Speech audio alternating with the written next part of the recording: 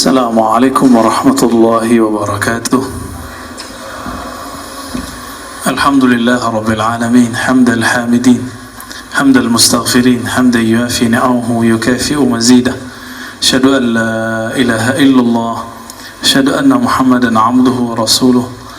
اللهم صل وسلم وبارك على سيدنا محمد سيد الأولين والآخرين سيد الأنبياء والمرسلين وعلى آله وأصحابه ولبيته وذريته أجمعين.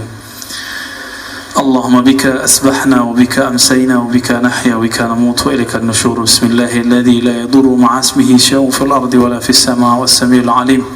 بسم الله الذي لا يضر مع اسمه شيء في الأرض ولا في السماء والسميع العليم. بسم الله الذي لا يضر مع اسمه شيء في الأرض ولا في السماء والسميع العليم.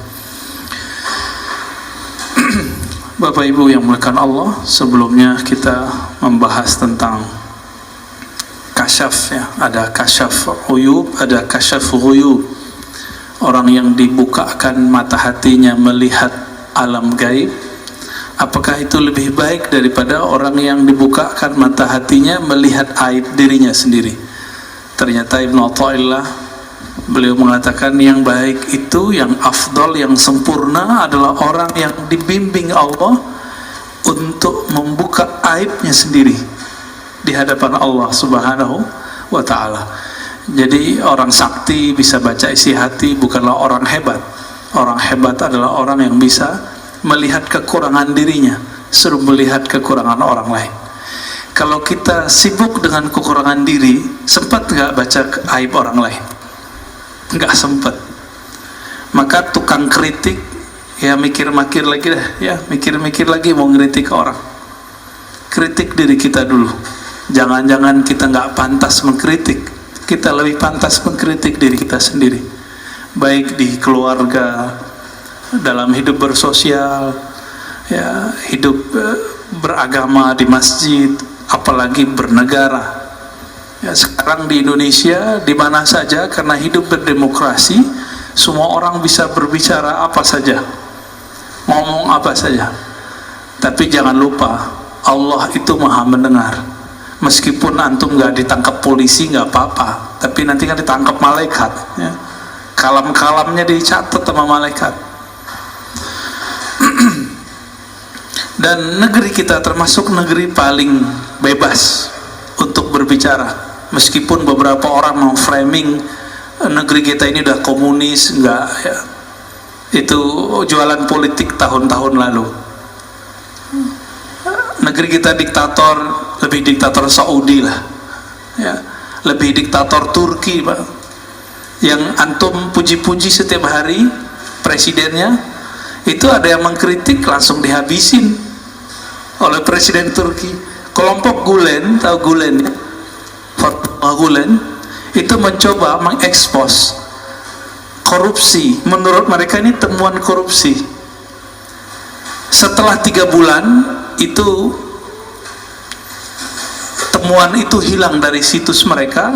Habis itu terjadi pergerakan, kita nggak tahu siapa yang berbuat. Terjadilah pemberontakan. 2.000 orang berontak, yang ditangkap lebih dari 20.000. Coba kalau orang-orang begitu ada di Indonesia, dibiarin aja Pak. Orang-orang kayak Gulen ada di Indonesia, dibiarkan ya. Apalagi di Saudi. Di Saudi boro-boro Pak, orang buat pengajian ngaji hikam begini dilarang. Ngaji hikam kita dilarang Pak sekarang. Gak usah ngaji hikam, buat pengajian selain di tempat yang resmi itu dilarang. Maka bersyukur hidup di negeri kita ini. Jangan ngeluh tuh tiap hari dapat berita-berita jelek mulu. Coba baca berita baiknya. Belum lagi kita kan merasakan. Kita kan merasakan setiap hari kita bergerak bebas. Yang penting jangan menghujat simbol-simbol kenegaraan aja ya. Di Saudi, imam Masjidil Haram ada yang memfatwakan boleh mendengarkan musik, langsung ditangkap, langsung dipecat Pak. Langsung dipecat dari imam Masjidil Haram. Di sini paling cuma dibully-bully aja ya. Jadi meskipun negeri kita nggak bagus-bagus amat, tapi ini sudah sangat bagus ya, untuk kebebasan. Mana ada di dunia Pak orang bertarung presiden, calon presiden sekarang jadi menterinya? Ada nggak di dunia? Baru di Indonesia ada. Di Amerika aja nggak ada ya, di Inggris aja nggak pernah terjadi ya, nggak pernah terjadi. Nah, ini anugerah buat negeri kita, orang-orang kita orangnya legowo ya. Cuma orang-orang yang kemarin sudah kecuci otaknya itu belum bisa legowo sampai hari ini, masih punya barisan sakit hati. Nah, saya berharap coba deh ya, dibenerin kolbunya, jangan dengerin berita yang jelek terus ya. Dan salah satu hal yang kita syukur tapi juga nggak pantas kita bersyukur, kita bersyukur tenang ya, nggak ada terjadi seperti yang terjadi pada saudara kita Palestina. Tapi nggak pantas kita bersyukur di saat saudara kita sedang susah. Maka jika ada kelebihan, berbagilah untuk mereka ya. Namun berbaginya jangan serampangan, berbagilah dengan cara yang taqi, cara yang hati-hati. Bagaimana ya, kalau kita donasi pada kelompok yang amanah dan kompeten, jangan asal donasi. Nanti kejadian seperti beberapa tahun lalu, dikirimnya ke teroris ya. Kita taunya di Palestina itu yang berperang Hamas sama Israel. Enggak begitu ceritanya ya, ceritanya banyak yang nggak diungkap ya. Kalau kita ceritain bisa panjang Pak, cuma kita sudah terframing Hamas, Zionis gitu kan. Tapi kalau Bapak bisa melihat berita-berita berbahasa Arab, berbahasa Inggris, bahasa Perancis, itu nanti kelihatan bahwa ada kelompok Yahudi disebut bahasa Arabnya al-Yahud al-Usuli. Kalau bahasa kita mungkin Yahudi ortodok, Yahudi kolot, atau Yahudi yang syar'i versi mereka. Itu demo hampir setiap hari Pak kemarin, mendemo Zionis. Jadi Yahudi ini beda dengan Israel, Zionis. Jadi Zionism bahasa Arabnya Sahyuniyah, itu Zionis. Itu beda Pak dengan Yahudi secara umum. Itu sebabnya Rasulullah tidak mempermasalahkan dirinya menikah dengan seorang perempuan anak pemimpin Yahudi, karena Yahudi itu sendiri tidak ada masalah. Yang masalah itu kalau sudah ada alif lamnya ini, Zionis, Yahudi yang berideologi Zionis. Mereka lah penjajah di dunia. Tapi karena mereka sekarang punya media, punya kekuatan ekonomi, punya senjata-senjata yang canggih ya, mereka yang nguasain Pak. Tapi Yahudi yang ortodok ini mirip kayak teman-teman kita Salafi Pak, jenggotnya persis sama. Itu mereka kalau bermuamalah dengan perempuan sama seperti Salafi. Jadi kalau ada perempuan datang ke komplek mereka, itu nggak boleh pakaian sembarangan. Dan kalau nanya itu orang-orang Yahudi ortodok ini nggak berani lihat perempuan.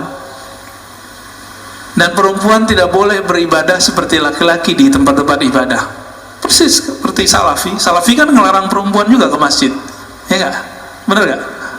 Ya, sebaik-baik tempat sholat perempuan tuh di kamarnya, begitu dalam tradisi Salafi, ajaran Salafi.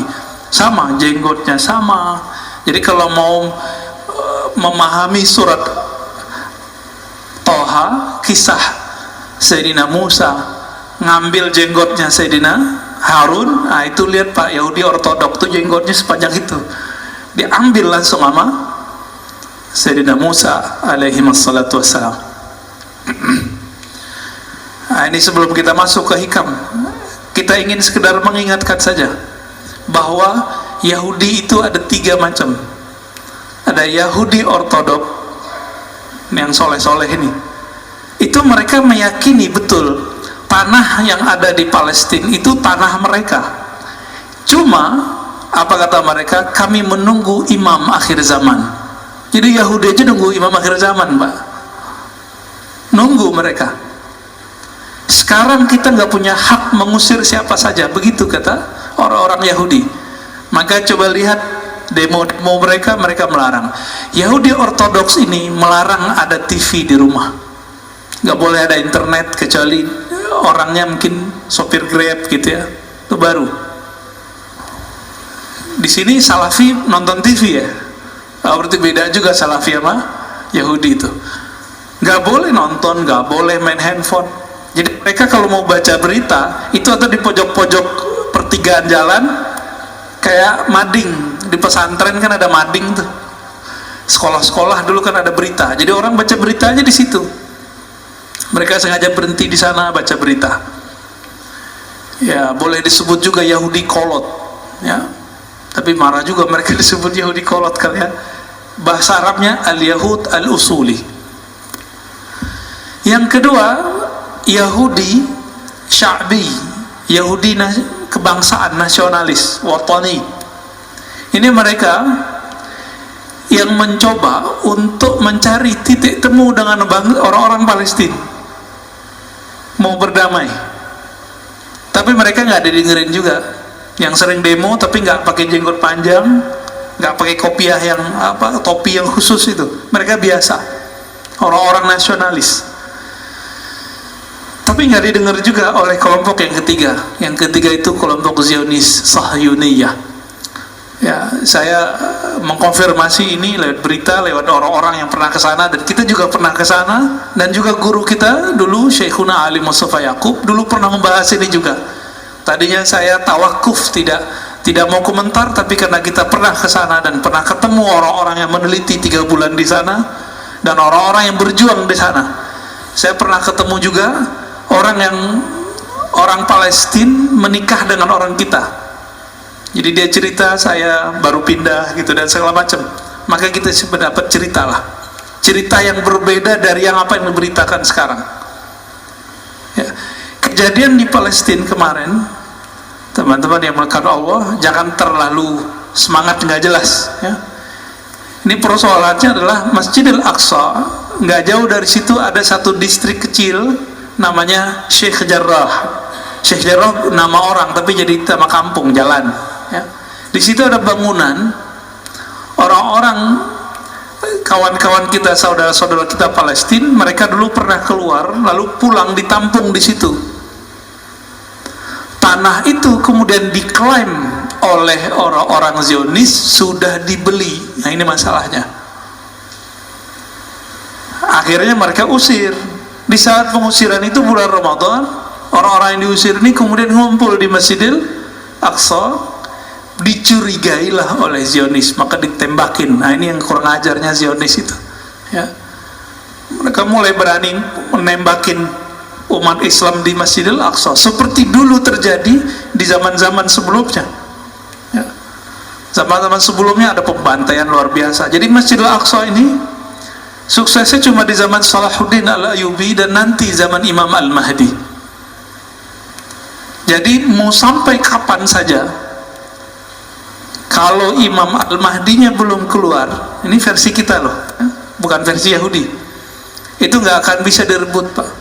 Tapi insya Allah waktunya sudah dekat. Dekatnya kapan? Wallahu a'lam ya. Kita nggak mau menakar-nakar tahun yang tidak jelas tahunnya. Kita serahkan kepada Allah Subhanahu wa ta'ala. Maka jangan asal donasi yang pasti. Bapak yang pernah masuk ke Israel diperiksa berapa kali? Masih ingat? 7 kali ya? Saya ingat saya 7 kali. Itu mau bawa barang gimana? Gak mungkin. Maka harus pemerintah kerjasama dengan pemerintah. Jangan cuma asal donasi. Nanti ada kelompok-kelompok yang ingin memanfaatkan situasi begini, dia ngumpulin duit. Ini baik Pak, hati-hati ya. Orang udah ketemu duit, malaikat aja jadi setan ya. Orang suci jadi hilang sucinya. Udah ketemu fulus ya. Baik Bapak Saudara makan Allah, saya lupa di bulan lalu terakhirnya apa ya, tapi kita baca aja bagian yang ini setelah bagian yang kasyaf ya. aslu kulli ma'siyatin wa ghaflatin wa syahwatin ar-ridha 'anil nafs. Sebelumnya mari kita baca surah Al-Fatihah. Semoga Allah membuka hati kita dan membantu kawan-kawan kita yang sakit, yang sedang berjuang dimanapun mereka berada. Al-Fatihah. A'udzubillahi minasy Bismillahirrahmanirrahim. Ya kana ya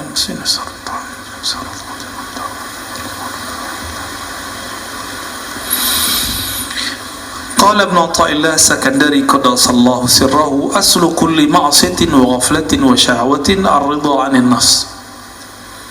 Sumber dari semua maksiat, sumber dari semua penyakit hati bernama lalai, sumber dari syahwat itu adalah ar-ridha 'anil nafs. Meridhai, membiarkan kehendak diri, membiarkan diri kita terpapar oleh syahwat, membiarkan diri kita menikmati tidur lalu tidak tahajud, membiarkan diri kita berdebat, membiarkan diri kita untuk memandang sesuatu yang tidak halal.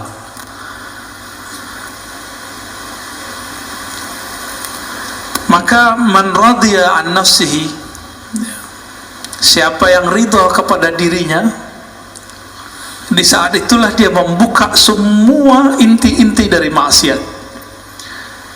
Itu sebabnya Imam Sarid Sakti mengatakan 1000 setan itu nggak ada apa-apanya dengan satu nafs, jiwa. Atas dasar itulah kalau bulan puasa masih ada orang maksiat meskipun setannya sudah dibelenggu. Jadi kalau banyak orang bertanya, kan setan sudah dibelenggu. Nah, ini berarti doktrin kita salah selama ini. Maksiat itu nggak perlu ada setan. Merusak di bumi nggak perlu ada setan, Pak. Bakat alami dalam tubuh kita itu merusak. Itu bakat alami. Inilah yang dibaca oleh setan, yang dibaca oleh malaikat. Apa kata malaikat? Ya Rabb, kenapa engkau menciptakan di bumi makhluk yang merusak dan membunuh? Jadi karakter jiwa kita itu sudah merusak. Dan saya sudah pernah membahas sebelumnya, jiwa ini punya karakter hewan, punya karakter buas, hewan ternak dan buas. Dengan karakter ini sudah cukup kita bermaksiat kepada Allah Subhanahu wa ta'ala. Jadi nggak perlu setan kalau mau maksiat. Bedanya setan itu menyesatkan. Nah, ini kata kunci. Jadi yang berbahaya dalam hidup kita bukan maksiat, bukan dosa, bukan zan, tapi maksiat yang berisi kepada kesesatan, pemahaman yang sesat, cara pandang yang sesat. Ini yang berbahaya. Kalau dosa, semua kita dosa, dan ini sudah digariskan oleh Allah Subhanahu wa ta'ala, sehingga muncul hadis kullu bani adam khatta'un. Semua manusia itu pasti khata'. Apa arti khata'? Banyak salah, banyak dosa. Maka seorang manusia itu punya dosa itu biasa, Pak.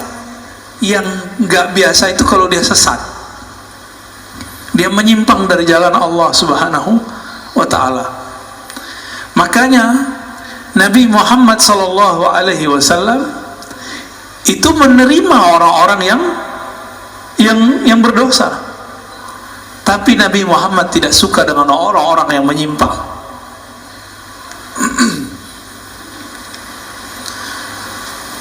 Dan dibalik, kalau maksiat, taat, ya, kemudian syahwat, itu dimulai dari kita ridha kepada diri. Lalu sebaliknya, pokok dari ketaatan, pokok dari kesadaran dan kehormatan itu adamur ridha minka anha. Kamu tidak membiarkannya, kamu tidak meridhoinya.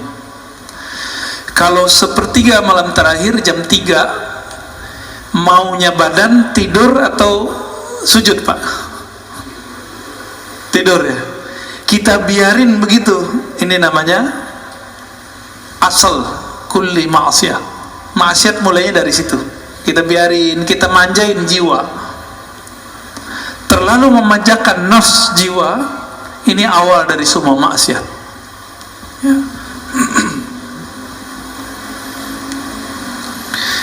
Oleh karena itu, Imam Ibnu Athaillah As-Sakandari memberikan karakter seorang mursyid. Mursyid itu bukan orang yang hebat. Mursyid itu man la yarda an nafsih, begitu di kitabnya, li an tashaba jahidan la yarda an nafsih. Kamu berguru, bersahabat dengan seseorang yang tidak meridhoi dirinya, nafsnya, jiwanya, itu lebih baik daripada kamu berguru kepada orang yang meridhoi nafsnya, jiwanya. Maka kalau mau cari guru, carilah guru yang tidak membiarkan dirinya terpapar oleh nafs, jiwa kita, ya, kehendak diri. Lalu beliau memberikan pertanyaan, fa'ayyu ilmin li alimin yarda an nafsi. Masih disebut alimkah orang yang alim tapi dia mengikuti hawa nafsunya?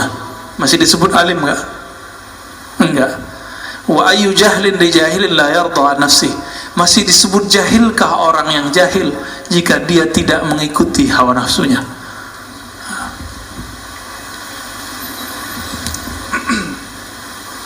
Sekarang kita masuk ke, ada satu istilah di dalam qalbu namanya basirah. Basirah itu, kalau yang kita pakai sekarang namanya basar. Sifat melihat, kemampuan memandangnya dengan fisik. Ada yang memandang dengan batin, disebut dengan al-basirah. Coba kita baca teksnya.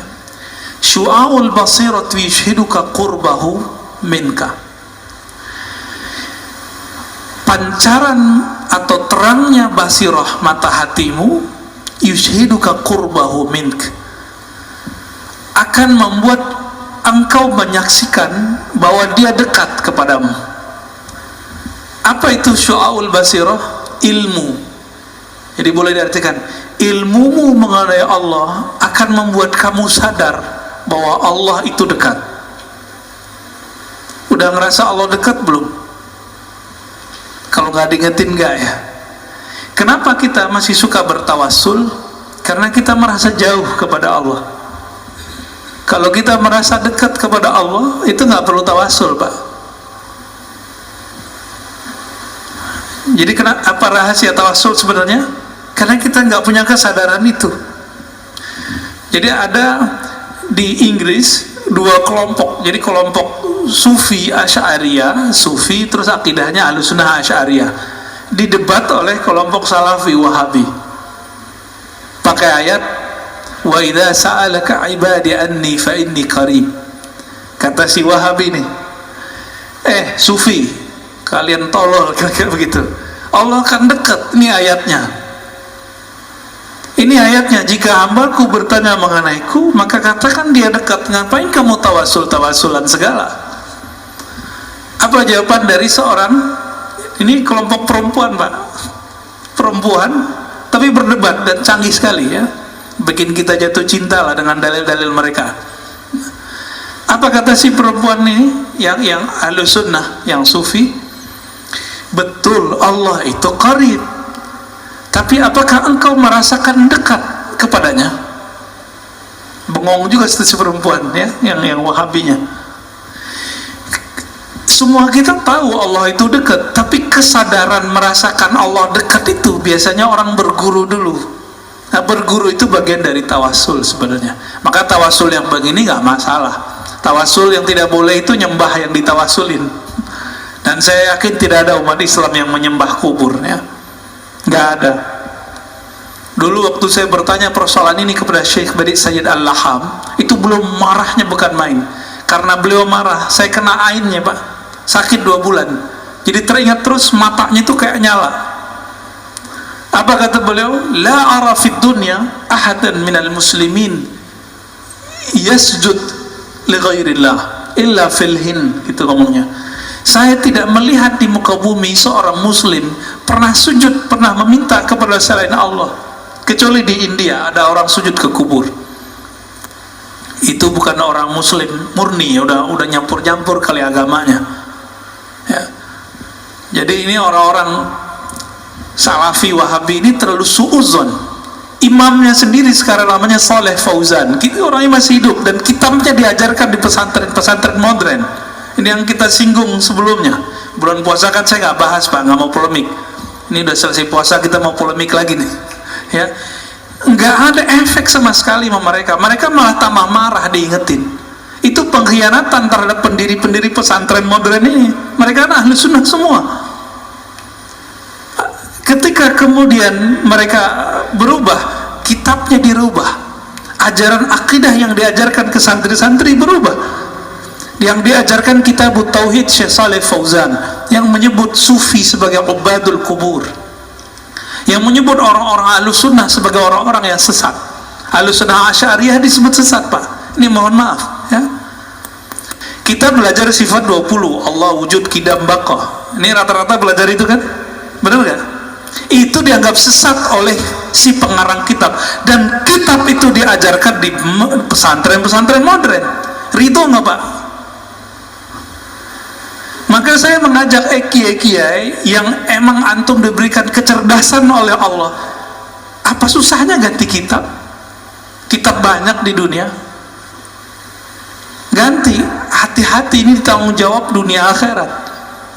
Oh Ustadz, ini kitab cuma untuk perbandingan. Santri kita cuma emang santri sebelum dia kuliah udah bisa membandingkan, paling cuma 1-2. Anak kuliah aja banyak yang nggak paham kok.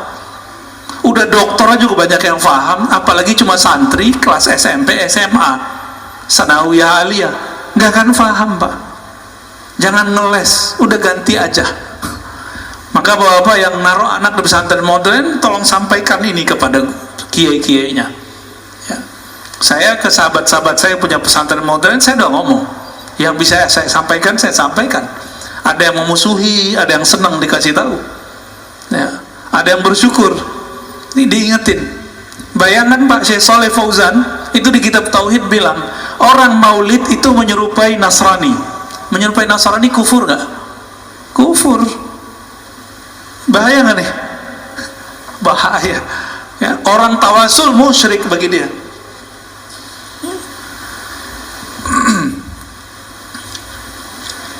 Baik. Wa ainul basirati tushhiduka adamak. Jadi ada pancaran ilmu mata hati. Jadi mata hati kalau sudah dapat ilmu, kita sadar Allah dekat. Tapi pancaran ini belum tentu membuat seseorang bisa memandang.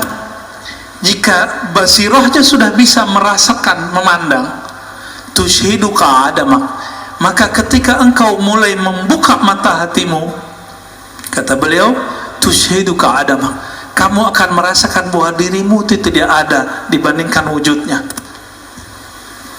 Jadi kita ini kalau nggak diwujudkan Allah, ada nggak? Nggak ada.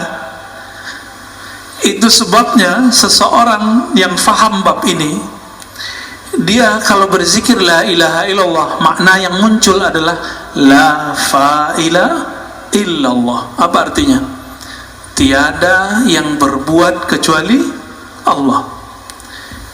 Yang berbuat ke dalam diri kita, yang berbuat kepada anak, istri, keluarga, teman, negara kita, bahkan yang terjadi sekarang di Palestina, yang terjadi sekarang di Saudi, di negeri kita, itu nggak akan terjadi kecuali Allah yang pada hakikatnya yang menggerakkannya. Pandemi sekarang izin Allah atau bukan? Izin Allah. Ridho nggak? Ridho ya. Pak Mirwan kemarin sakit ya. Kenapa? Kena COVID. Waduh, kena COVID juga. Kalau mas sebelah dibilang munafik Pak. Ya, orang COVID disebut munafik. Saya di WA oleh seseorang, dia bilang si Anu meninggal kena COVID, dia munafik. Allahu Akbar. Saya doain dia kena COVID ya, biar tahu rasa. Ini COVID kalau tidak datang ke orang, dia nggak nanya dulu ente munafik nggak? Nanya nggak dia? Dia nggak nanya Pak. Kena aja. Dari dulu Di masa sahabat Rasulullah sudah banyak sahabat-sahabat yang kena virus, disebut ta'un. Bukan berarti mereka ini munafik, tapi setiap sahabat merasa dirinya munafik. Tuh, sahabat Nabi merasa munafik, masa antum merasa suci? Maka kalau dituduh orang munafik, katakan betul saya munafik. Ini yang sering saya sebut ya, dalam Sahih Imam Muslim disebutkan bahwa Al-Hasan Al-Basri berkata, para sahabat dulu tidak ada satupun yang menganggap dirinya ala imani Jibril. Imannya itu setinggi imannya Jibril, nggak ada. Maka dia khawatir dirinya terjebak kemunafikan setiap saat. Ini bagian dari meridhoi diri sendiri. Ada penyakit yang berbahaya, ujub fil ujub. Ujub dalam keujuban, ujub dalam keikhlasan. Apalagi tuh ujub? Ujub artinya kagum kepada diri sendiri.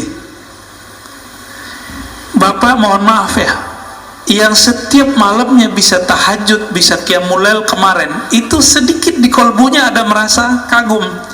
Wah keren juga nih, gitu ya. Bisa tahajud setiap malam. Itu ujub Pak namanya. Ujub dalam ketaatan, ujub dalam keikhlasan. Itu bisa merasa ikhlas, merasa ada berjuang. Dan ini bisa menghinggapi orang-orang yang berilmu dan beramal, baik beramal pribadi atau amal sosial. Termasuk ngurus masjid ini bisa ujub. Hati-hati pengurus ya. Kalau terbesit di hati, kalau bukan karena saya nggak jadi, itu ujub tuh dah. Dan ini wajib diistighfarkan dan ditobatkan. Tobatnya tobat batin, batinnya yang ditobatkan.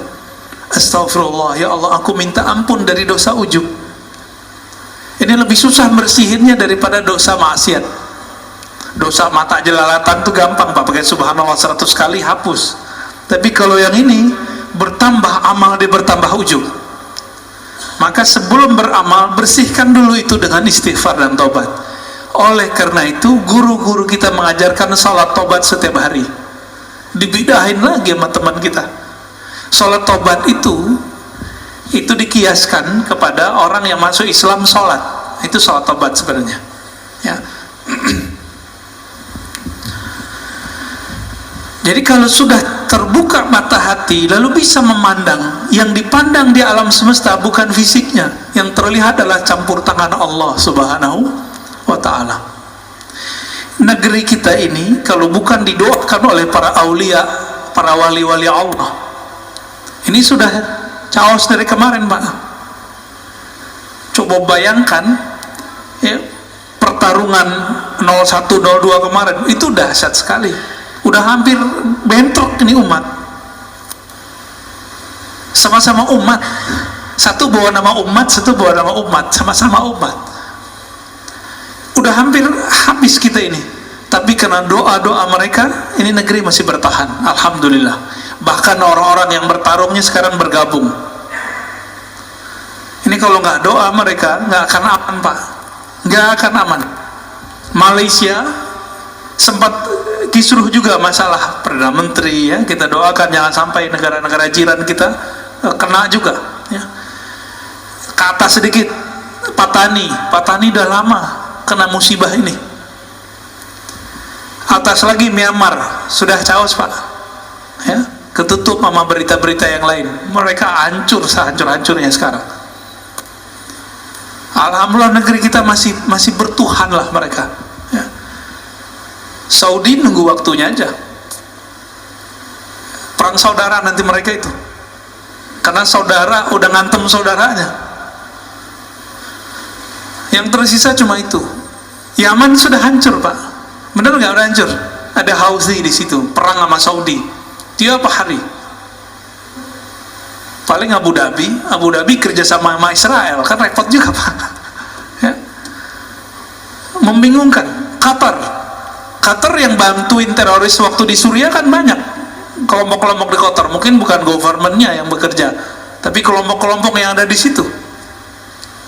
Bahkan teman memfatwakan bunuh temannya, Syekh Yusuf Al-Qaradawi memfatwakan bunuh ulama-ulama yang pro kepada pemerintahan yang di Suriah. Sampai begitu.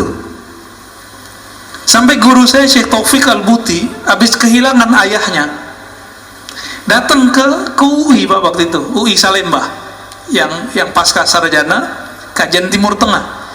Kok ada mahasiswa nanya dan tega, Syekh, ente pro Asad atau anti Asad? Kok tega nanya begitu? Orang lagi berkabung.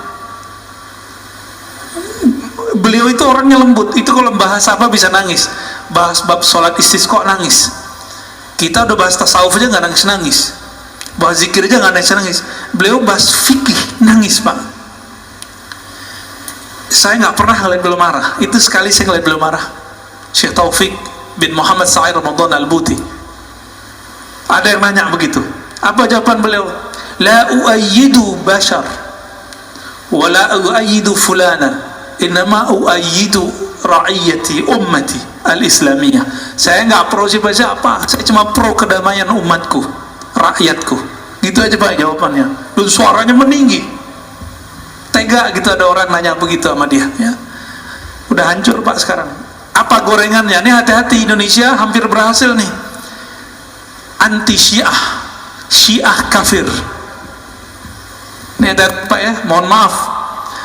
Jadi setiap gerakan yang mengatakan Syiah kafir itu berasal dari kelompok Wahabi.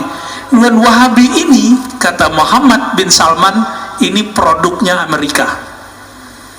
Mereka sendiri yang ngomong.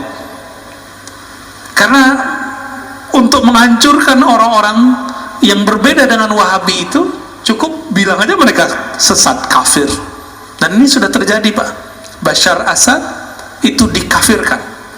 Padahal Bashar Assad itu istrinya Sunni, menteri-menterinya Sunni, tapi dia lahir di komunitas salah satu Syiah namanya Alawiyah, bukan Alawiyah yang habaib, ya. Ini beda. Meyakini salah satu ajaran namanya reinkarnasi, tapi beliaunya sudah enggak. Nah, ini gorengannya gitu di sana. Berhasil di Suriah, berhasil di Irak, berhasil. Mau dicobain di Indonesia. Saya termasuk pengkritik Syiah, tapi saya tidak mengkafirkan semua Syiah. Kita bisa adu kitab Pak, ya. Yang kafir itu namanya Syiah Ghulat. Apa arti Syiah Ghulat? Syiah ekstrim. Syiah ekstrim ini kelompok Kailaniyah, ya, Sabaiyah. Ini saya konfirmasi kepada orang-orang yang juga Syiah, mereka juga mengkafirkan kelompok itu. Kenapa? Mereka menyembah selain Allah. Syiah yang ada sekarang di Bahrain, yang ada sekarang di Iran, itu Syiah yang mana? Itu Imamiyah. Imamiyah ini juga pecah seperti Ahlus Sunnah. Ada yang ekstrim kayak Wahabi, ada Pak. Ada yang moderat, ada yang liberal, ada yang Sufi. Tapi mereka nggak menyebut Sufi, nyebutnya Irfani. Ada yang dekat ke Ahlus Sunnah. Ada namanya Zaidiyah, ini dekat ke Ahlus Sunnah. Itu ada di Yaman.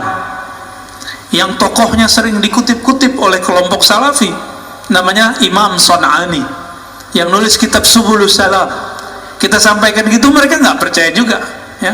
Padahal Son'ani tertulis dalam kitab-kitab Syiah Zaidiyah. Saya punya daftar ulama-ulama Zaidiyah itu. Ada lagi namanya Imam Syaukani, tapi belakangan sudah menjadi Ahlus Sunnah. Ini Syiah yang dekat ke Ahlus Sunnah. Dan sekarang muncul Syiah dari Imamiyah yang sudah mulai mencari titik temu dengan Ahlus Sunnah. Salah satunya kelompok Hizbullah yang ada di Lebanon. Pernah dengar Pak? Itu sudah mulai mendekat kepada Ahlus Sunnah. Artinya mereka menolak ajaran mencaci maki sahabat dan istri-istri Nabi. Lalu ada di Kuwait, siapa namanya? Yasir Audah, ya. Tapi Yasir Audah yang Syiah ini menolak. Sorbannya gede, warnanya putih. Lalu ada yang dari kalangan Al-Marja' Ad-Dini namanya. Marja' Ad-Dini itu di sana mujtahid. Jadi mereka itu sampai sekarang menjaga strata ulama. Di Indonesia kan nggak ada ya. Tapi sebenarnya secara praktek ada. yang boleh mengeluarkan fatwa itu disebut al-marja' ad-dini. Dokter aja nggak boleh kalau dia nggak ngikutin jalur ini. 1, 2, 3 sampai terakhir namanya al-marja' ad-dini. Namanya Sayyid Kamal Al-Haidari. Dia menolak menghujat istri Nabi, tapi mengkritisi beberapa sahabat Nabi, cuma tidak mengkafirkan dan mencaci maki. Apa kata dia? Jika Syiah itu melaknat dan mencaci maki, mengutuk, maka itu bukan Syiah yang saya anut. Ini namanya Sayyid Kamal Al-Haidari. Maka beliau ini dikafirkan oleh kelompok Syiah ekstrim. Jadi ini nasib jadi orang moderat, Pak. Nasib jadi ahlu sunnah moderat dikafirkan oleh kelompok-kelompok yang saklek. Ini baru ada laporan dari sahabat saya, ya. Buku saya tentang teologi Muslim Puritan yang pernah dicetak oleh teman-teman di sini, ya. Pengurus kan pernah nyetak itu, ya, tentang genealogi Salafi. Orang nggak ngerti apa-apa, dia orang umum baru hijrah, itu baca buku saya, itu langsung bilang, oh ini buku liberal. Lo liberal dari mana? Yang nulis orang ngaji hadis kok. Kajiannya itu kan kajian berdasarkan ilmu hadis juga dan ilmu akidah. Jadi bagi dia yang nggak sama dia disebut liberal. Yang paling lucu sahabat saya Ustadz Salman Al-Farisi yang punya pesantren. Antum pernah ke sana, ya? Ya, ada saya lihat videonya di sana tuh, yang buat pesantren madrasah hadis Al-Fajr, ya, Ruhama Al-Fajr, pesantren agraria dahsyat itu, pesantren trainer. Ustadz Salman, saya tanya kemarin, Ustadz, antum dituduh Syiah, ya, karena ngisi di Rasul. Oh, bukan itu sebabnya. Saya, kata beliau, dulu diminta oleh satu komunitas mengisi kajian mengenai sahabat Nabi, karena yang ada itu anak-anak muda. Yang paling cocok sama anak muda siapa? Cucunya Nabi, siapa? Hasan dan Husain. Orang-orang Wahabi paling benci sama orang yang membahas Hasan dan Husain, dianggap Syiah. Nah, itulah mulai ceritanya. Kita tahu persis, ya, Ustadz Salman ini ahlu sunnah bukan 100%, Pak, 1000%. Beliau khatam kutubus sittah, kitab hadis Bukhari, Muslim, Abu Daud, Tirmizi, itu lebih sering daripada saya waktu dia di Mekah. Mana Salafi sekarang yang khataman Sahih Bukhari, Muslim berulang kali? Nggak ada. Dia yang khatam tuh, Ustadz Salman tuh. Nah, maka kita mikir-mikir dulu mau membidah-bidahkan orang. Kita baca hadis sudah sebanyak orang itu belum, ya? Baik. Wa haqqul basirati syurka wujudahu la adamaka wa la wujudak. Kalau kita punya ilmu tentang Allah, kita merasa Allah dekat. Kalau mata batin dibuka oleh Allah, kita merasa bahwa Allah lah yang berbuat di alam semesta. Jika haqqul basirah disebut haqqul yakin.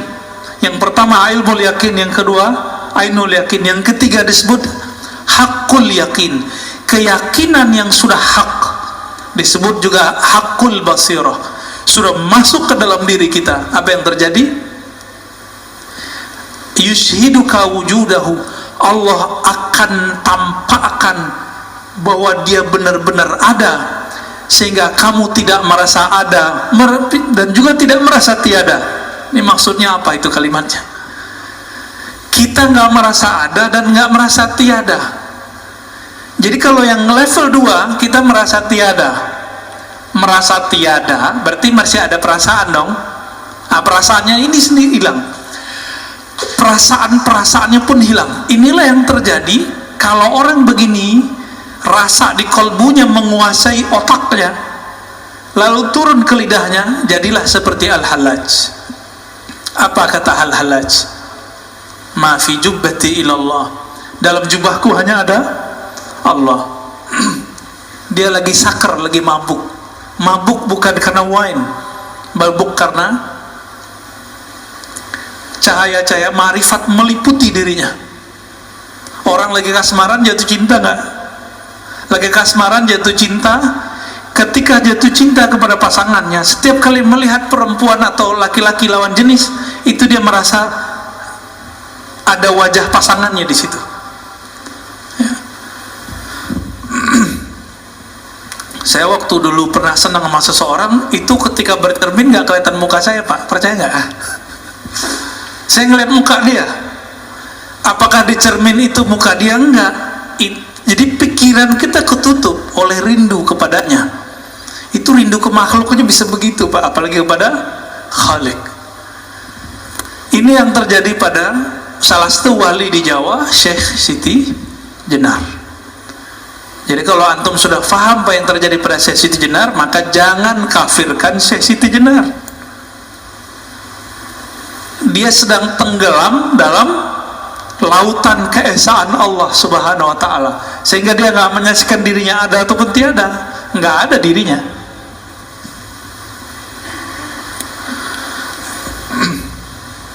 Ini juga yang terjadi pada Imam Abu Yazid. Abu Yazid ini lagi zikir, subhanallah, subhanallah, berubah, Pak. Dia nggak memandang lagi yang berbicara ataupun yang dibicarakan. Di saat itu Allah meminjam lidahnya. Subhani, subhani, maha suci aku. Itu bukan Abu Yazid yang maha suci, tapi Allah meminjam lisan Abu Yazid. Namun ada ulama yang ketat, dia menghindari itu terjadi pada dirinya.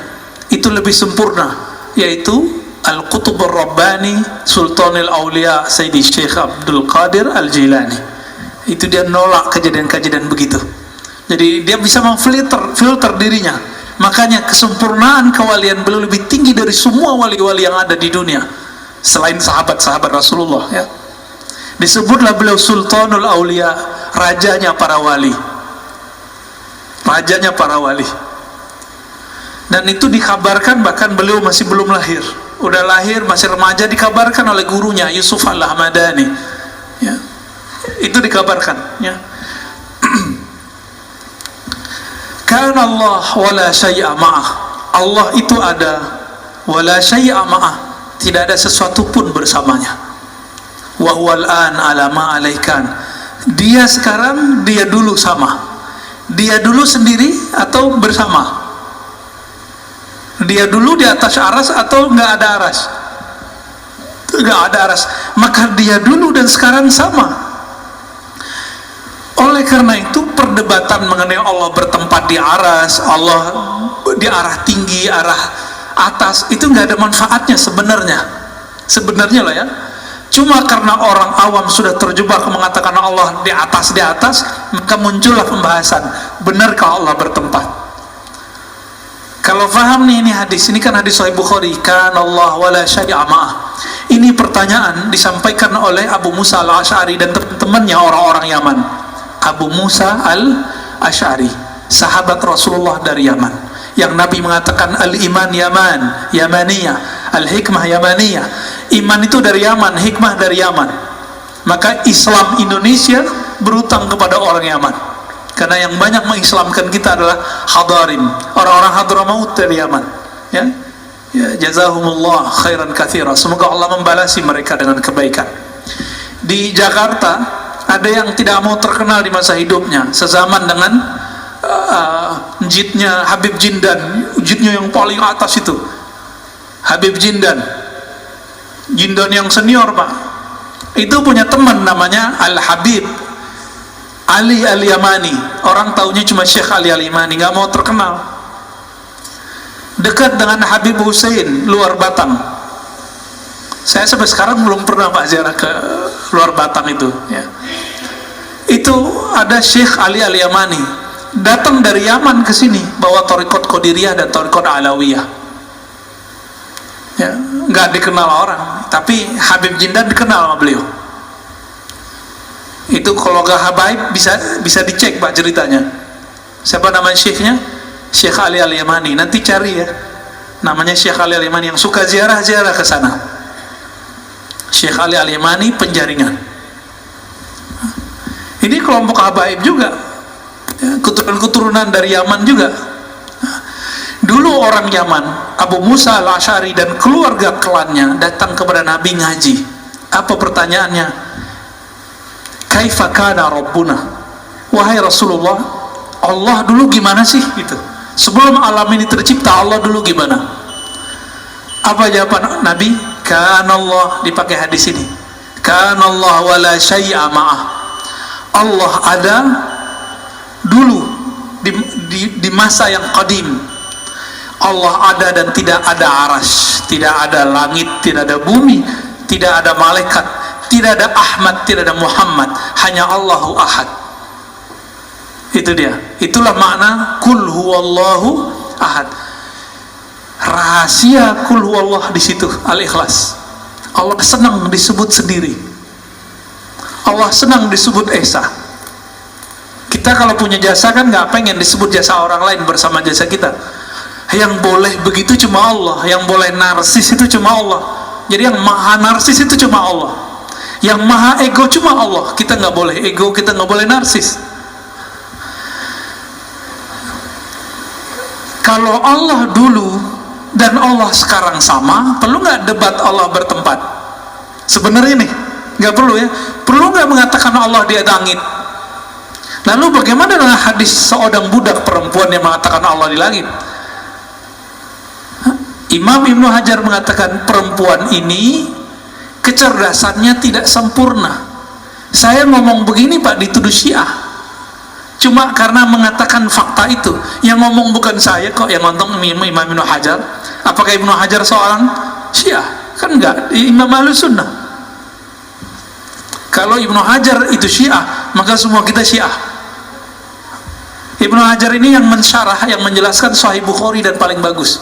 Kalau penjelas Sahih Bukhari ini dituduh Syiah, kira-kira kita gimana Pak? Oh, kita lebih sesat dari beliau lah ya. Dan orang-orang yang berzikir dengan zikir-zikir setan, wujudku wujud Allah, zatku zat Allah, sifatku sifat Allah, ini orang kurang ajar kepada Allah ya. Yang benar wujudku tidak ada, yang ada cuma wujud Allah pada hakikatnya. Ini orang berzikir-zikirnya apa? Wujudku wujud Allah. Kasus ini dulu terjadi di Aceh, kampung Pak Mirwan ini. Terjadi kasus kelompok namanya kelompok Wujudiyah. Dulu imamnya namanya Hamzah Al-Fansuri. Itu dari keturunan juga sebenarnya, thariqatnya Qadiriyah. Beliau ini punya murid pengikut namanya Syamsuddin As-Sumatrani. Mereka itu emang pengamal zikir dan sampai mengalami ekstase dan mengatakan wujud kami tidak ada, yang hanya ada wujud Allah. Lalu di masa Syekh Nuruddin Ar-Raniri, itu campuran, dia ibunya Melayu, ayahnya India, Randir atau Ranir, keturunan Arab juga. Beliau ini dari Gujarat datang ke Aceh dan nulis dalam berbahasa Arab Melayu, bahasa Jawi, bahasa Aceh. Nulis tentang sultan, tentang akidah. Saya membaca salah satu kitabnya, Kashful Ma'lum. Masya Allah, luar biasa. Beliau mengkritisi apa yang terjadi pada zaman Hamzah Fansuri. Karena menurut beliau, orang ngomong wujudku wujud Allah, ini dia belum nyampe kepada masa ekstase seperti Al-Hallaj dan yang lain-lain, Abu Yazid. Maka mengatakan itu haram. Jadi Bapak saudara Allah, kapan seseorang boleh mengatakan wujudku tidak ada, yang ada wujud Allah? Dia kalau sudah sampai di hakul yakin. Tapi kalau kayak kita ini, kita kan baru sampai di hakul ilmu yakin, teori bertuhan. Ilmunya dalil, mana dalilnya? Orang seperti ini haram mengatakan tiada ada wujud kecuali wujud Allah. Sisa ajaran ini dipakai oleh Kartosuwiryo.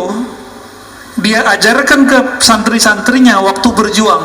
Santri-santrinya yang sekarang zikirnya begitu, padahal makomnya belum nyampe. Sekarang kan masih ada tuh NII, DII. Mereka punya khalifah sendiri Pak, punya amir sendiri, punya menteri sendiri. Sekarang cuma sebatas tradisi, struktur masyarakat. Saya dengar salah satu murid yang ngomong, la ilaha illallah itu la wujuda illallah, la mawjuda illallah, tiada yang wujud kecuali Allah. Ini kan gawat. Itu nggak boleh dilafazkan kecuali sudah nyampe ya. Jadi kalau sudah merasakan bahwa kita ini ada karena diadakan Allah, berarti baru ilmu yang pertama. Belum boleh ngomong wujud saya, wujud Allah. Kalau yang kedua, yang berbuat hanya Allah. Yang ketiga, tiada wujud dan tiada juga ketiadaan itu kecuali hanya Allah Subhanahu wa ta'ala. Semoga pusing. Udah syuruk Pak, kali mau ada yang ditanya, mau diskusikan, silakan. Nah, ini ada permintaan doa dari sahabat kita Pak Asmar ya, dekat sini ya, Pak Asmar Haris, anaknya di Aceh sekarang sedang opname, sedang sakit. Saya mohon Bapak Ibu keikhlasannya untuk mendoakan kiriman Fatihah ya. Al-Fatihah ila ruhi waladih wa jismi awliya pendeta. Al-Fatihah. Bismillahirrahmanirrahim. Siratal ladzina an'amta 'alaihim. Aqil Fatihah wasir Fatihah. Amin. Sallallahu. Ya, silakan. Terima kasih. Assalamualaikum warahmatullahi wabarakatuh. Assalamualaikum. Memahami apa yang Ustaz sampaikan tadi ya cukup memusingkan, betul, cukup pusing.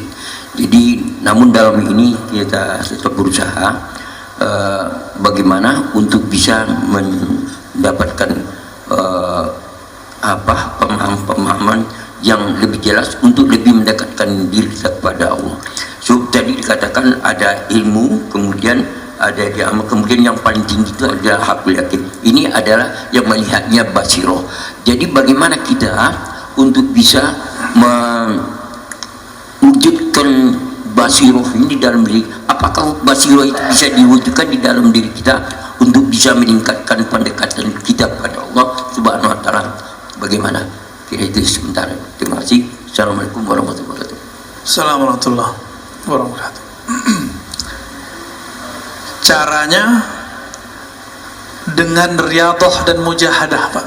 Apa arti riyadhah? Mengulang-ulang zikir yang diberikan guru, lalu mujahadah bersungguh-sungguh, dan yang ketiga ma'rifah, berma'rifat, berilmu, dan yang paling cepat itu yang nomor 3, paling cepat. Maka kajian-kajian ma'rifatullah mestinya sekarang sudah nggak jadi aib lagi, sudah nggak malu-malu lagi orang ngaji ma'rifatullah. Nah, kajian kitab ini, kitab Al-Hikam, adalah salah satu mengarah ke sana, mengarah ke ilmu ma'rifatullah, mengenal Allah Subhanahu wa ta'ala. Jadi membicarakan Allah aja, bicarakan Allah, hubungan kita dengan Allah, masalah kita dengan Allah, itu Pak. Nanti muncul sendiri itu. Tapi karena ngajinya cuma sekali sebulan, susah Pak. Saya nggak minta jadwal lagi Pak ya, udah nggak ada jadwal lagi, udah cukup udah 2 kali ya. Udah ada risalah Kusyairiyah, udah ada hikam, itu udah cukup ya. Bahkan kalau perlu sekali juga nggak apa-apa ya. Kalau saya ngaji 2 kali seminggu, ngaji ma'rifatullah, belum lagi kita buat kajian sendiri di Ribat, itu bisa 3 kali, bisa 4 kali Pak. Ma'rifatullah itu melahirkan rindu kepada Allah Subhanahu wa ta'ala. Kalau ada rindu, masa sekali seminggu doang, sekali sebulan doang? Nggak mungkin. Bisa maunya tiap hari kita ngomongin Allah. Itulah yang terjadi nanti pada ahli surga, ketika mereka sudah bosan dengan nikmat seksual, udah bosan dengan nikmat makan dan minum, nikmat main-main, nge-game. Di sono kita terbang langsung Pak. Semua yang ada di game-gamenya antum tuh ya itu nanti ada semua tuh Indra, ada semua nanti di sono. Yang dibayangkan orang bisa pindah-pindah planet, nanti di sono bisa semua. Nanti orang bosan, ada kejenuhan yang nggak tahan. Makanya Allah muliakan ahlul firdaus. Orang firdaus ini karena mereka menjaga ma'rifatullahnya pagi dan sore. Dia zikir pagi, zikir sore, subuh, maghrib. Itu dia tunggu dan dia merindukan. Setiap kali kita merindukan Allah, sebanyak itulah nanti kita merindukannya dan diberikan ru'yatullah nanti di surga. Jadi siapa yang Allah perlihatkan dirinya nanti di surga, itu orang-orang yang setiap mau subuh dia rindu ke masjid, mau ketemu Allah di masjid. Allah bukan di masjid, ini cuma media aja. Mau maghrib dia datang. Maka Ibnu Umar mengatakan, kami sahabat Rasulullah nggak ada tuh datang ke masjid udah azan, nggak ada. Kami datang dan rindu kepada Allah, rindu kepada Rasulullah. Kami berduyun-duyun masuk masjid, macet tuh Pak. Kalau zaman sekarang udah macet duluan tuh. Sebelum maghrib itu udah ramai masjid, sebelum subuh udah ramai masjid. Mereka dulu begitu sahabat Rasulullah. Maka Allah kasih rahasia mereka ini, dan sampai zaman sekarang siapa yang menjaga dua waktu ini, Allah akan memperlihatkan dirinya melepas semua kerinduan ahli surga Firdaus 2 kali sehari semalam, pagi sore. Tapi sehari semalamnya sama dengan 1000 tahun dunia. Pagi sampai sore 500 tahun, sore sampai malam 500 tahun. Gimana nasib orang yang cuma minta bidadari 72 terus bunuh orang? Itu waras gak sih Pak? Ibu, waras gak?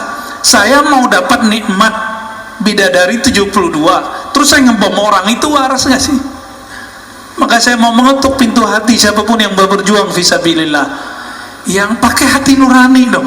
Kan Allah suruh pakai akal yang sehat, kan Allah perintah afala ta'qilun. Maka memakai akal adalah memakai Quran, memakai qalbu adalah memakai spiritnya Quran. Bukan cuma pakai dalil-dalil tertulis saja. Dalil tertulisnya begitu, prakteknya kayak tadi 72 bidadari mah dikit. Semasa di dunia Sayyidina Daud punya gundik 1000 Pak, pelayan cantik-cantik semua itu 1000, dan seluruh dunia, bukan cuma wilayah Arab, Israel, Romawi, Persia, enggak, seluruh dunia dia punya. Begitu juga Nabi Sulaiman, seluruh dunia dia punya. Kaisar di Cina punya pelayan gundiknya 5000. Nggak sempat menggang kali ya, keburu meninggal. Dan di sana nggak perlu pakai obat kuat Pak, semua minuman surga itu obat kuat, nggak perlu di sana. Nah, kita mau dapat syahwat fasilitas surga atau mau ketemu yang punya surga? Kalau mau ketemu yang punya surga wajib belajar ma'rifatullah, wajib belajar ma'rifatullah. Bapak sholat 1000 rakaat nggak akan ketemu kalau nggak kenal Allah. Makanya dari awal kita sudah sering katakan, lebih afdal ngaji apa sholat sunat? Ngaji. Ngomong begini, ngomong tentang Allah, itu Allah lebih suka Pak daripada sholatnya nggak khusyuk. Antum nih sholat sekarang, kita lagi ngaji, pasti pikirannya kemana-mana. Atau merasa diri, wah ustadz nih nggak benar nih, orang lo udah syuruk masih aja gitu ya. Semoga nggak begitu Pak ya. Tapi saya yakin bertengkar tuh di pikirannya, mau ngaji pas sholat sunat, mau ngaji pas sholat sunat, mending ngaji aja dulu.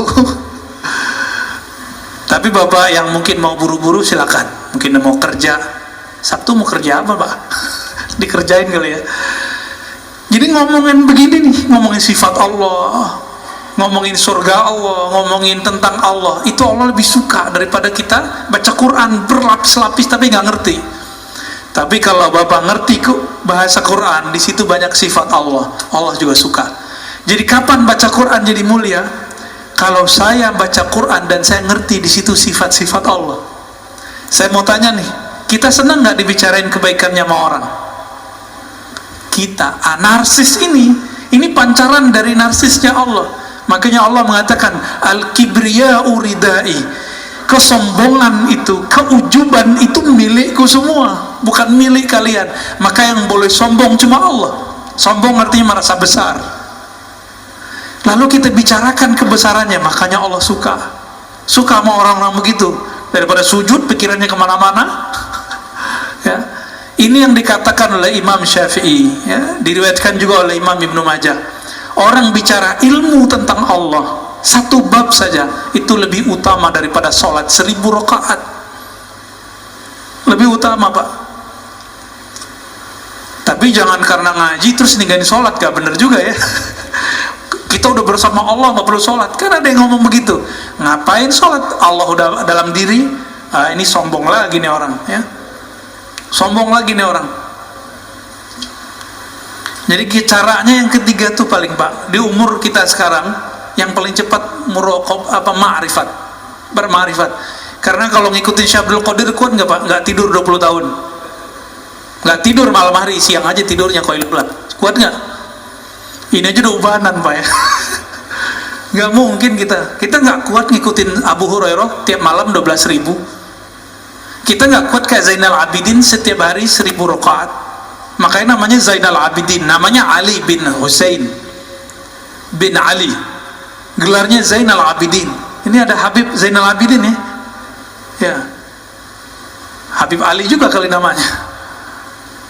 Itu nggak kuat Pak kita. Ada yang sholawat di sini 1.000, itu udah gempor ya. Paling-paling cuma sholawat habis sholat, kayaknya udah soleh banget gitu ya. Paling-paling zikir pagi sore. Enggak, mereka kekasih Allah, kasih Rasulullah, sholawatnya bahkan setiap nafasnya. Beda sama kita nggak kuat ngikutin itu Pak. Abu Yazid Al-Bustami, di zaman yang dulu masjid itu susah, salah satu amalannya adalah sholat di masjid, jalan kaki. Ini Masya Allah, masjid kita ini dekat nggak ke komplek? Pakai mobil Pak, belagu ya, sombong amat itu. Tapi nggak sombong lah ya, barangkali mobil tenang juga dibawa ke masjid. Modus ngeles ya. Abu Yazid amalannya apa Pak? 1.000 masjid di zamannya dia kunjungi jalan kaki. Ingat-ingat di masa kecil dulu Bapak punya masjid di kampung, itu cuma satu kecamatan satu masjid. Saya masih ingat masa kecil saya begitu. Bapak saya cerita tuh, masjid kita cuma sholat di masjid ini. Satu kecamatan Pak sholat di situ, jalan kaki. Bayangkan ini 1.000 masjid. Abu Yazid Al-Bustami, beliau jadi wali, hampir gagal jadi wali karena ngeludah dari masjid. Ngeludah di masjid Pak. Gak berani Abu Yazid itu selonjoran kakinya. Ini lagi Jumatan, kakinya selonjoran ya. Nggak punya adab ya. Tapi kalau ada orang kiri kanan kita begitu, kita nggak punya hak marah Pak. Gurunya yang boleh marah ya, kecuali kita mau nasihatin. Lagi pengajian, ini banyak Pak yang pengajian sama saya yang alirannya beda sama kita. Itu kalau nanya kakinya dinaikin satu, terus satunya, oh Ustaz, nah gitu gaya nanyanya gitu. Ngetes, awalnya ngetes, habis ngetes baru bersila baik-baik ya. Karena yang dia tes ternyata singa. Dicabik-cabik ya, dia ngetes dalil, kita habisin dalilnya. Itu terjadi ya. Diingetin, disindir dalam khutbah, oh malah tambah selonjor kakinya ya. Tapi orang begitu nggak usah dikata-katain Pak. Kenapa? Dia lagi berperang dalam dirinya ya. Dia lagi berkecamuk itu, mana yang benar, merasa diri paling benar, itu lebih repot lagi. Maka kita beruntung nih, alhamdulillah dari tadi nggak ada yang selonjoran ya. Kalau mau kayak gitu Pak, kayak emas itu tuh, kakinya dinaikin terus kita begitu. Nah itu sunnah, coba praktekin rezeki, bisa nggak? Bukan, gitu tuh. Kayak gitu Pak. Jadi kalau pegel Jumatan kayak gitu Pak, jangan selonjoran, nggak sopan. Lagi pengajian kita pegel nih, kesemutan, duduk begitu. Itu duduknya hampir 80% sahabat begitu duduknya. Jadi karena mereka lama ketemu Nabi. Cuma di negeri kita punya tradisi lain karena orang keraton. Ini agak berat. Kita duduk begitu dan nggak sopan. Tapi di masjid insya Allah aman lah ya. Ya silakan kalau mau duduk begitu. Taib. Dan 6:10 mau lanjut? Cukup. Saya rasa cukup. Bapak saudara Allah, semoga kita dibimbing oleh Allah, diangkat derajatnya dari ilmu yakin kepada ainul yakin dan naik kepada hakul yakin, hakul basirah, yaitu bermakrifat mengenal Allah Subhanahu wa taala. Amin ya rabbal alamin. Allahumma nas'aluka ridhak ya Allah, dengan berkah salawat kepada nabimu dan Al-Quran yang kau turunkan kepada nabimu, faftah qulubana, maka bukakan mata hati kami. Allahumma rzuqna ridhak ya Allah, berikan kami ridhamu. Allahumma ja'al sayyiatina sayyiat man ahbabta Ya Allah, jadikan kesalahan kami kesalahan orang-orang yang masih Engkau cintai. Wala taj'al hasanatina sahsanat man abghadta. Ya Allah, jangan jadikan amal soleh kami amal soleh yang bersumber dari orang yang Engkau murkai. Allahumma rabbana atina fid dunya hasanah wa fil akhirati hasanah wa qina adzabannar. Ya Allah, berikan kami kebahagiaan memandangmu di dunia dan di akhirat, memandangmu di dunia dengan mata batin, memandangmu di akhirat dengan mata zahir dan batin. Amin ya rabbal alamin. Wa sallallahu ala nabiyina Muhammad walhamdulillahi rabbil alamin. Assalamualaikum warahmatullahi wabarakatuh.